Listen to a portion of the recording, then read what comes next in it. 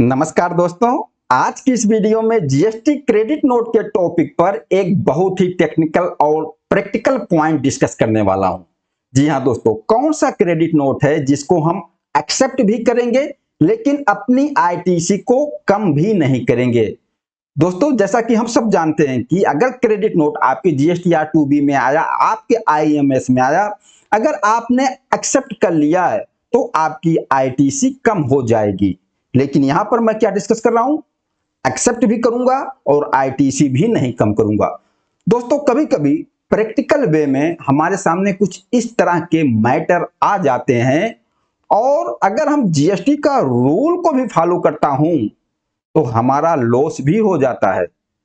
ऐसा मैं क्यों कह रहा हूं, अभी पूरा मैटर बताने वाला हूं दोस्तों। और इस वीडियो पर आप लोगों का भी मैं रिस्पॉन्स चाहूंगा।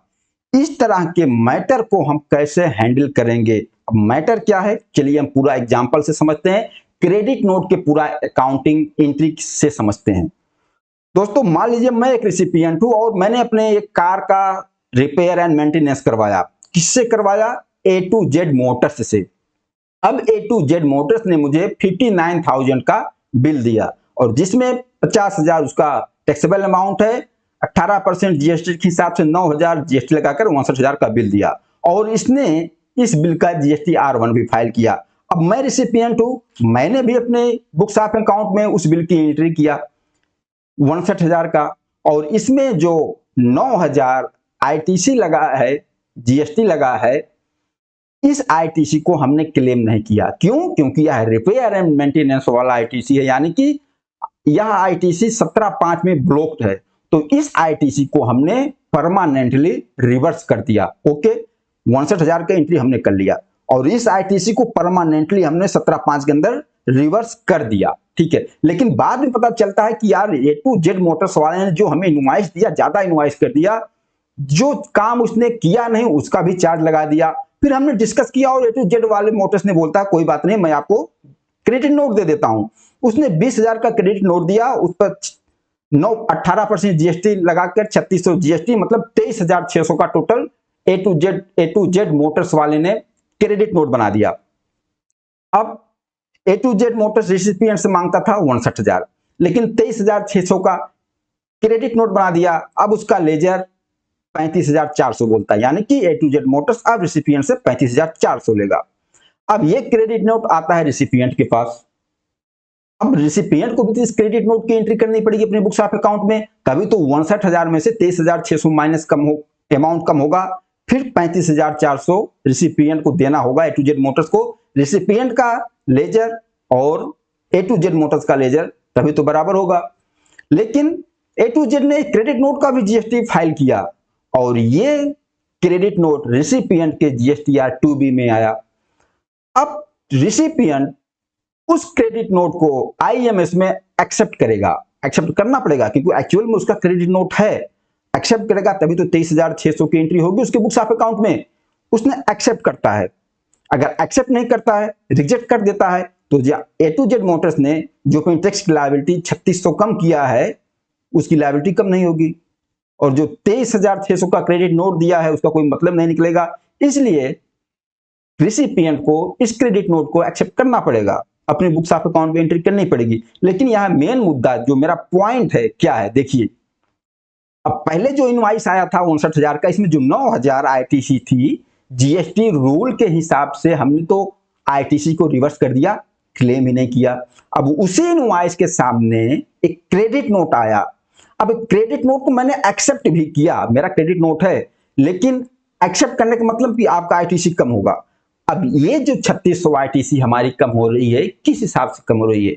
अगर ये 3600 आईटीसी हमारी कम होगी फिर तो ये हमारा जेब से ही जा रहा है ना, क्योंकि उस इनवॉइस के सामने हमने तो कोई आईटीसी क्लेम ही नहीं किया है, पूरा पूरा भैया रिवर्स कर दिया जीएसटी के रूल के हिसाब से। 17(5) की आईटीसी थी, लेकिन उसके सामने जो ये रिपेयर एंड मेंटेनेंस के बिल के सामने जो क्रेडिट नोट दे दिया हमें A to Z वाले ने, 3600 आईटीसी हमारी कम करवा रहा है। तो हम इस 3600 आईटीसी को कैसे कम करें? सामने हमारे टॉपिक है, पॉइंट है कि हमें एक्सेप्ट करना है क्रेडिट नोट को। अब क्रेडिट नोट को रूल क्या कहता है, जब हम क्रेडिट नोट को एक्सेप्ट करते हैं तो हमारी आईटीसी कम होती है और हमारे सप्लायर का लायबिलिटी कम होता है। मैंने एक्सेप्ट कर लिया, सप्लायर की लायबिलिटी तो कम हो गई, लेकिन यहां मेरी आईटीसी भी तो कम हो रही है।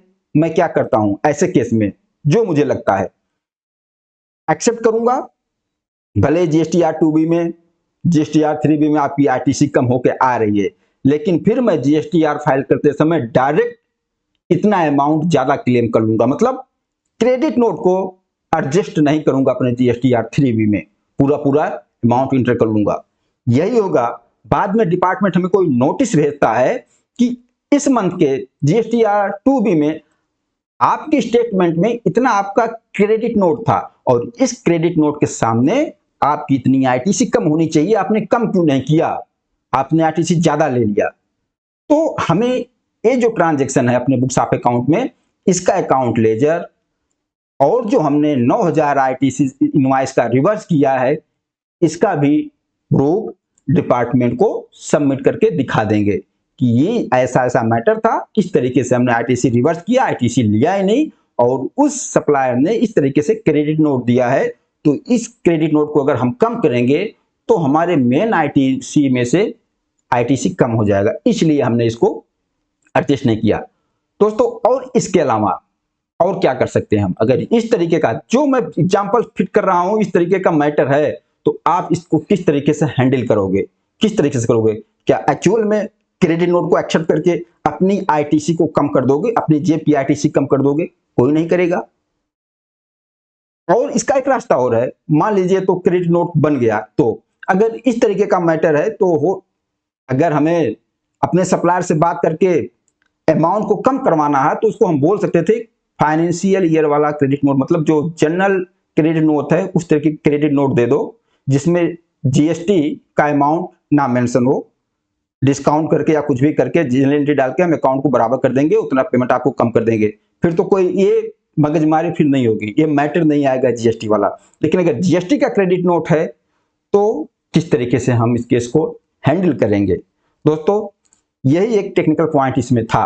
इस तरीके का केस को किस तरीके से हैंडल करेंगे, जीएसटी का रूल फॉलो करेंगे तो हमारी जेब से आईटीसी कम होगी।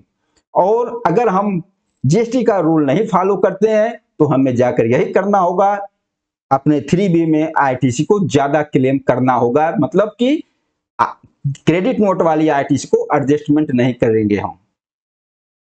दोस्तों इस वीडियो के बारे में बताना, यह वीडियो आप लोगों को कैसा लगा और अपना रिस्पॉन्स भी देना। नमस्कार, धन्यवाद।